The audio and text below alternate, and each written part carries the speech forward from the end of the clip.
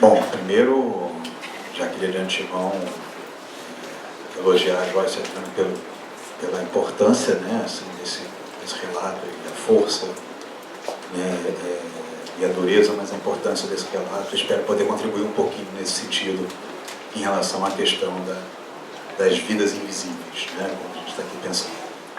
Bom, eu vou tentar, para ser o mais breve possível, para estender em relação à questão do tempo, tá? O tempo, tomara que eu consiga. Primeiro, eu queria pensar, então, para começo, sobre a dimensão psíquica da violência contemporânea, né? Eu acho que, no fundo, eu acho que esse é o grande título, o grande tema do meu trabalho. O meu recorte, né, ele vai ser um recorte a respeito, primeiro, do traumático, né? Mas eu vou partir de um ponto que é o seguinte: o termo repressão, né, em psicanálise, é um termo complicado, exatamente porque na verdade, há uma confusão, né, há uma má tradução entre repressão e recalcamento, e acho que esse termo já é um bom começo para a gente poder pensar. Por quê? Porque, na verdade, haveria, né, a repressão ela seria proveniente da cultura, enquanto o recalcamento seria a consequência psíquica dessa repressão.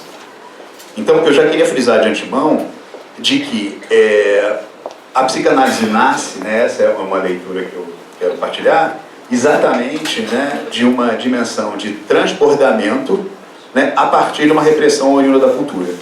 Então, o que para mim determina, né, o nascimento da psicanálise é exatamente poder escutar um sofrimento de outro lugar, proveniente de uma repressão. Ou seja, a repressão à sexualidade feminina, a repressão à mulher, né, ela vai produzir, né, um problema, né, da ordem psíquica absolutamente dramático, onde 2.000 histéricas estavam internadas salpetrier, mas elas não poderiam ser olhadas, senão por uma perspectiva médica, uma perspectiva anatomopatológica.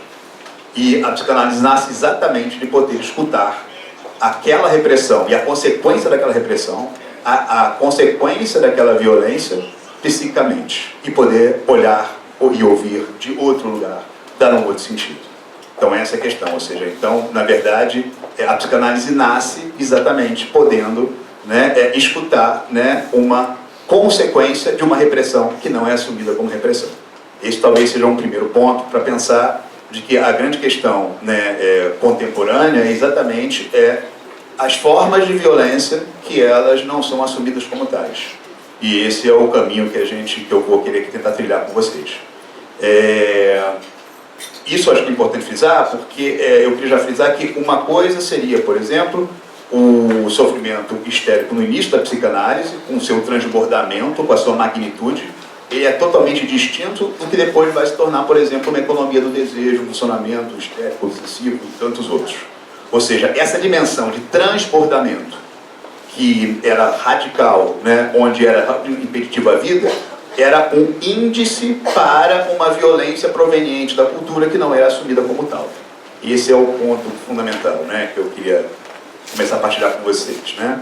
E aí, pensando na questão do traumático, né, Freud, ele naturalmente, né, ele foi se cada vez mais se interessando pelo tema do traumático no início de sua obra, e eu considero que há dois fenômenos fundamentais, né, que são os fenômenos da compulsão à repetição e da reação terapêutica negativa, que na verdade vão levar Freud a estar questionando, né, enfim, né, o alcance da prática psicanalítica, o alcance do trabalho, e na verdade, esses sofrimentos, eles na verdade expressavam uma série de acontecimentos da cultura que estavam ali absolutamente em curso, né?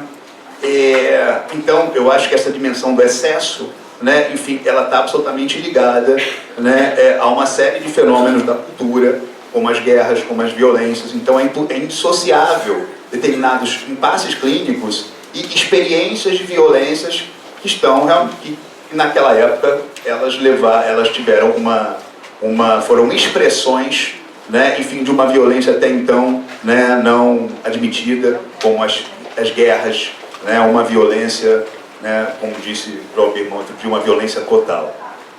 Agora, Entrando um pouquinho agora no tema que seria o tema central, né, que aí seria a minha grande questão, Ferenczi ele vai usar uma imagem, que eu acho uma imagem muito importante, que é uma imagem do desmentido, né, que essa imagem eu acho que é fundamental do desmentido para a gente poder pensar, digamos, a questão do sofrimento contemporâneo, né, porque na verdade o desafio, da mesma maneira que a psicanálise pôde escutar um sofrimento que na verdade era oriundo de uma repressão que não era assumida como tal, exatamente poder escutar essa repressão proveniente da cultura e as consequências psíquicas dessa repressão e poder escutar de um outro paradigma, de um outro lugar, é essa a ideia que eu quero pensar a partir da noção de desmentido.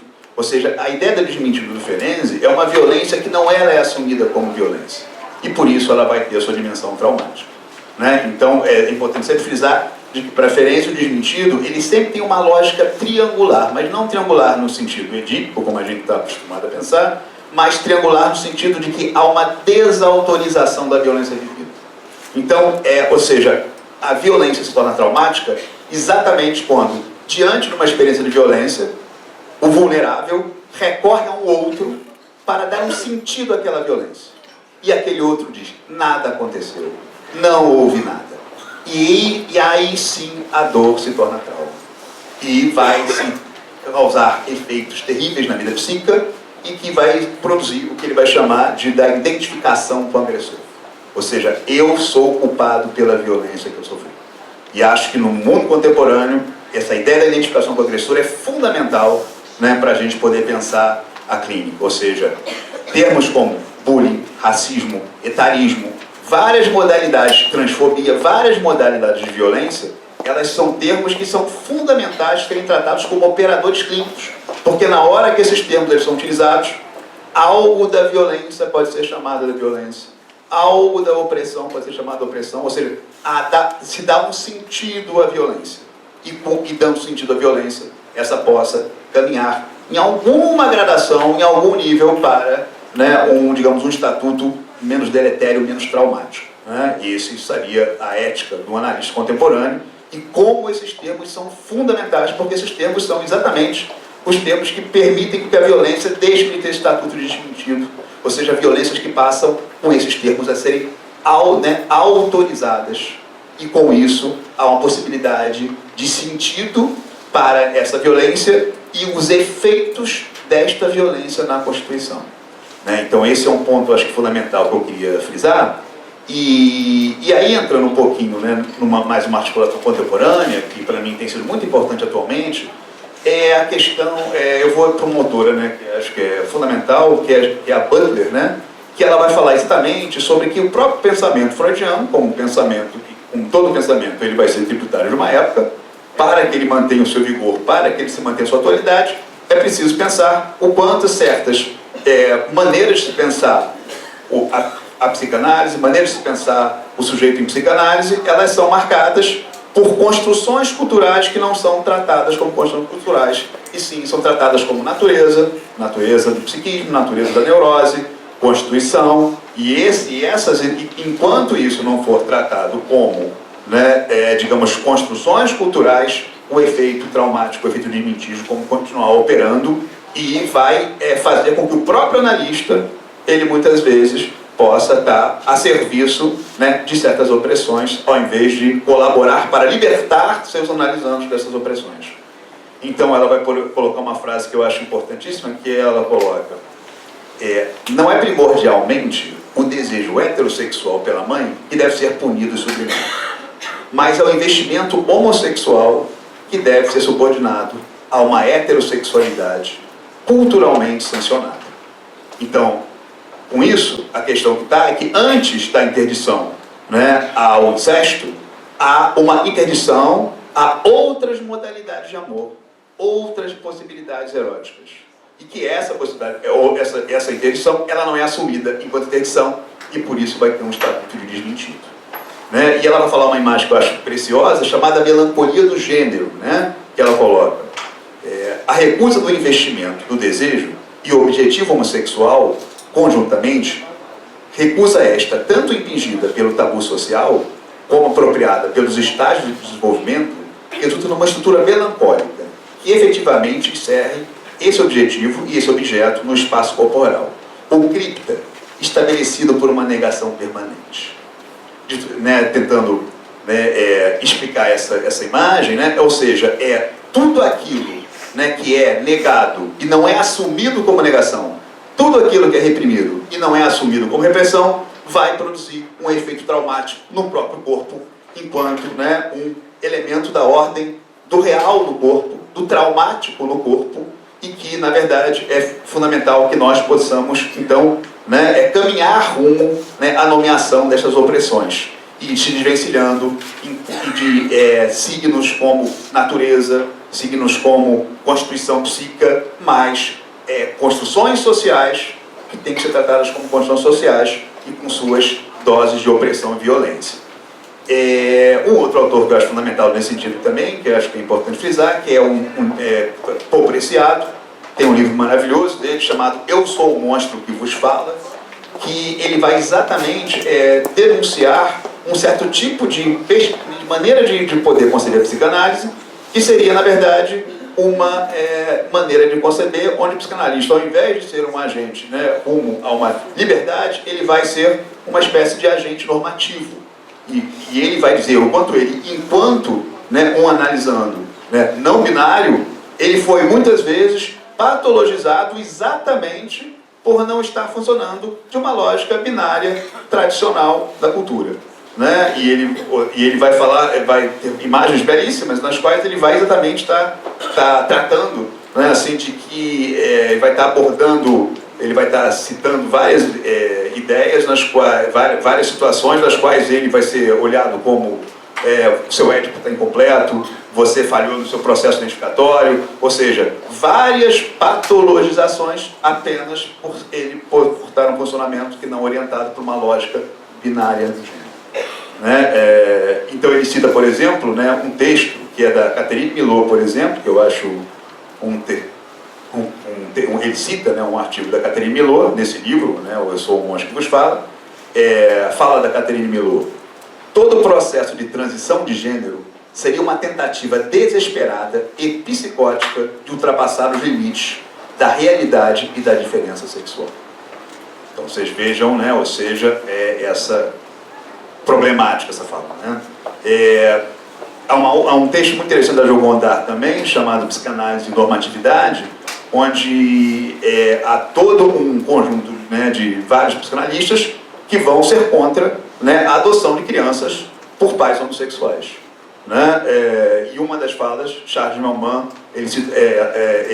ela cita a seguinte frase de Millman: os filhos dos casais homossexuais seriam brinquedos de pelúcia destinados a satisfazer o narcisismo de seus pais. Uma outra frase do Násio, que é a seguinte: num casal homossexual, é muito provável que sintam a criança como o centro de toda a casa. Isso não é bom. Indo mais um pouquinho, nesse sentido, o Preciado ele fala: apesar de quererem me ser agentes normativos, patologizarem a minha subjetividade, ele fala, haveria, digamos assim, alguns analistas que seriam o que ele vai chamar de analistas dissidentes, que silenciosamente vão poder escutar, ou seja, aquela subjetividade, enfim, sem esse julgamento, e que é dessa ideia que eu quero aqui tentar partilhar com vocês. Mais uma fala dele que é interessante, que ele coloca: nos próximos anos, devemos elaborar coletivamente uma epistemologia capaz de dar conta da multiplicidade radical dos seres vivos, que não reduza o corpo à sua força reprodutiva heterossexual, que não legitime a violência heteropatriarcal e colonial. E aí completa: apelo ardentemente a uma transformação da psicanálise, a emergência de uma psicanálise mutante, à altura do paradigma que vivemos. Então esses termos, psicanálise mutante, psicanálise dissidente, são termos que eu acho muito importantes exatamente para a gente poder olhar as subjetividades e não exercer uma violência, querendo achatar essas subjetividades, enfim, a determinados modelos que são orientados por lógicas culturais há muito tempo, enfim, em vigor. Esse acho que é um ponto fundamental. Tem um autor que eu acho bastante importante também, que é Pontalis, que ele coloca uma ideia também que eu acho muito rica, né? Ele fala a ideia de um psicanalista nômade, né? Eu acho muito interessante essa ideia. Aí ele fala o seguinte: digamos que a história da psicanálise consistiu menos em definir os limites de sua ação para precisá-los cada vez melhor como um Estado, que procedesse a incessantes retificações de fronteiras, do que em ficar perto desses limites, como um povo nômade, que nunca se instalasse numa província, mesmo que ela fosse distante e afastada das civilizações reinantes, e só encontrasse seus espaços nos confins, seu motivo de existir nessa vizinhança sem nome, com uma linha que ele mesmo, independente de qualquer mapa, está traçando. Quanto tempo eu tenho? Bom, essa questão, então, gente, é fundamental, né? Eu estou aqui citando, então, essas ideias, esses termos, psicanálise mutante, psicanálise nômade, psicanálise dissidente, como termos que, mais do que serem designações, são possibilidades de ocupar um lugar fora de todos os referenciais teóricos que são circunscritos a construções culturais que estreitam, aprisionam, impedem o alargamento da escuta. Né? Isso é fundamental, né? A gente poder pensar. O próprio Benilton Bezerra, né, acho que na própria jornada aqui, ele vai dizer, por exemplo, coisas, questões, uma fala fundamental, que ele diz, o inconsciente não tem cor. Ele vai criticar essa dimensão do inconsciente não tem cor, porque o inconsciente não tem cor é a negação, né, de uma construção cultural, né, absolutamente, né, vigorosa, que seria o racismo estrutural, que produziria no inconsciente uma série de vicissitudes que não podem ser negadas. Então, é fundamental, né, que a gente possa entender, ir lentamente nomeando todas essas formas de opressão, de modo a gente poder entender o quanto elas têm papéis determinantes na constituição da subjetividade do próprio inconsciente. Indo mais um pouquinho, aí tem mais uma frase do Preciado que eu acho muito interessante, que ele coloca, né? O migrante perdeu o Estado-nação, o refugiado perdeu a casa, a pessoa trans perdeu o corpo, todos eles perderam a fronteira os constitui e os atravessa, os destitui e os derruba. A migração traz sempre problemas, seja praticada entre corpos e almas ou entre estados. Então eu acho essa imagem bonita porque ele vai falar exatamente de que a imigração sempre vai ser objeto de repressão. Seja a migração dos povos, seja a migração dos corpos. E que é fundamental que a gente possa entender isso para esquivar de toda a armadilha de uma escuta normativa. Né? Isso é fundamental, né, da gente poder trabalhar. Ele vai inclusive fazer uma imagem que eu acho muito bonita, que ele fala: eu quero que meu corpo seja tratado como uma somateca. Ou seja, somateca. Meu corpo é uma biblioteca viva. Meu corpo é a expressão de minha singularidade. Né? Não adaptem ao meu corpo para esses modelos pré-estabelecidos. Né? E aí, entrando um pouquinho mais, agora entrando no que eu vou chamar de uma espécie de psicanálise brasileira, né? Há um autor que tem me intrigado bastante, me marcado bastante, que é um autor chamado Tolerante. Ele tem um livro belíssimo chamado A Fratura Brasileira do Mundo. Ele vai dizer, ele vai criticar a falácia do Brasil, país do futuro. Ele vai falar que o Brasil, país do futuro, na verdade, é uma exigência sobre o Brasil de que ele, né, negue seus traumas, negue sua dor. A ideia do Brasil, país do futuro, é a ideia de que o país tem que avançar sem olhar para as suas figuras, sem olhar para as suas mazelas. Então ele é condenado a avançar. Referência também uma imagem belíssima que ele fala, chama da progressão traumática. Um sujeito que tem que se desenvolver independente da violência que viveu, independente dos traumas que passou. E que ele vai dizer, e essa progressão traumática vai produzir exatamente, na verdade, uma adaptação problemática, porque nega o luto, nega a dor, nega a violência. Então o Brasil é esse ser, né, enfim, seria o bebê sábio ferenziano, digamos assim. E ele vai falar, se nós continuarmos negando essa dimensão, né, ou seja, da progressão traumática, se nós negamos nossas mazelas, se continuarmos vendo como um Brasil que é obrigado a avançar sem olhar suas mazelas, ele vai virar o que ele chama a referência do caos no mundo. Nós vamos ser o modelo. o modelo do mundo para o mundo, mas o modelo do caos. É essa a ideia que ele vai colocar. Né? Que ele vai falar assim, o nosso caos vai ser exportado para toda a humanidade. Ele diz o seguinte, ele diz que a Amazônia está virando uma serra pelada e a gente vai transportar para o mundo a lógica da serra pelada. Ele fala, nós vamos ser exemplo do mundo, nós vamos ser um anti-exemplo para o mundo. E agora, já caminhando mais para o final, autores que também realmente, né, nessa minha incursão para pensar uma psicanálise brasileira, autores que têm marcado muito também são autores indígenas, são dois deles, são Ailton Krenak e Daniel Munduruku. Ailton Krenak, e aí, de novo, os termos, como os termos são importantes, como os termos expressam relações de poder, como os termos, eles, na verdade, eles produzem movimento. O primeiro, o Krenak, ele, num livro maravilhoso chamado A Vida Não É Útil, ele vai questionar essa ideia, vai nos apresentar outro paradigma, dizendo, criticar essa lógica, né, da utilidade neoliberal, da utilidade contemporânea, da utilidade do acúmulo, e ele diz, a vida não tem utilidade nenhuma. A vida é para ser objeto de fruição. Então ele vai denunciar de um outro paradigma essa violência. Daniel Munduruku, ele vai questionar a noção do futuro. Ele vai dizer de que o futuro seria um dos grandes, né, digamos assim, né, aspectos destrutivos do pensamento contemporâneo. Né? Ele fala, né, quando os seus, né, membros da tribo se despediam, havia uma tristeza que era exatamente decorrente da, digamos, incerteza em relação ao futuro. Né? E de que ele vai dizer, vocês ocidentais acreditam de que o futuro existe, né? Enfim, né? E ele vai denunciar a falácia dessa construção. Né? E é muito interessante que tanto Krenak como Munduruku, eles dizem, né? Eu não sou índio, eu não sou indígena, eu sou Munduruku. Então, muito interessante, ou seja, né, ele fala, eu não quero ser índio, porque ser índio significa ser objeto de uma forma de violências, nesse termo, que não são assumidas como tais. Né? Eu sou Munduruku, ele nem usa o termo indígena, ele fala, eu sou Munduruku. O meu nome é o nome de minha tribo. Krenak, ele fala a mesma coisa, ele diz, vocês destruíram o meu rio, mas eu jamais vou sair daqui. Por quê? Porque o meu rio, ele está no meu nome. O meu rio sou eu. O nome do meu rio é Rio Krenak. E eu sou Ailton Krenak.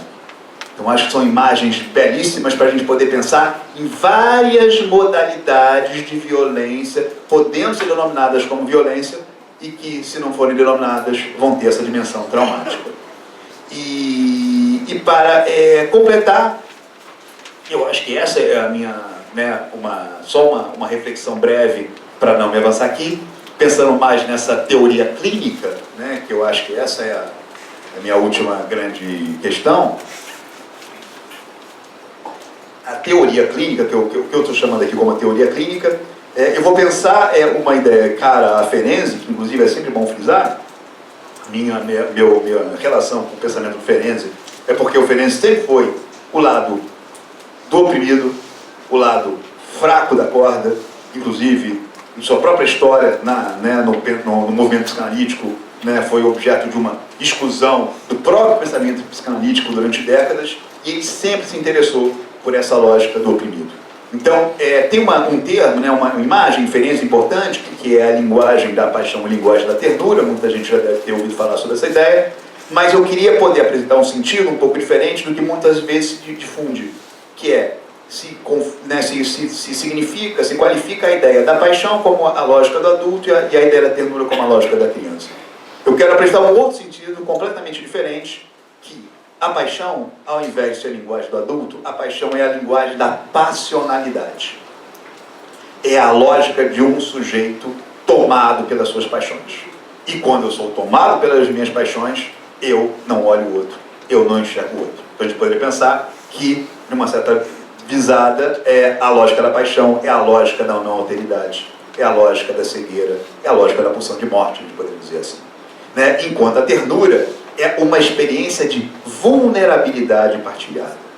E o nosso projeto clínico tem que ser caminhar de uma lógica da paixão, reconhecendo as paixões, ou seja, reconhecendo onde todas as paixões foram presentes, e as paixões são experiências, por excelência, de recusa o outro, ignorância do outro, de objetificação do outro.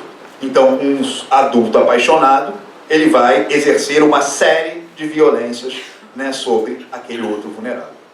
E a questão fundamental, então, é que na experiência clínica é preciso que se viva uma experiência de vulnerabilidade partilhada. Né? Vulnerabilidade partilhada significa reconhecer a vulnerabilidade do outro e poder assumir uma vulnerabilidade radical, né, enquanto analistas, de que uma radical digamos, a ausência de rumo, orientação diante do outro. Né? Ou seja, como se fosse uma ampliação da dimensão estrangeira que se, né, propaga na experiência psicanalítica. A conferência tem uma imagem que eu acho muito interessante, que é a imagem de duas crianças perdidas no escuro. A experiência transferencial, ela tem que se valer dessa imagem. Duas crianças perdidas.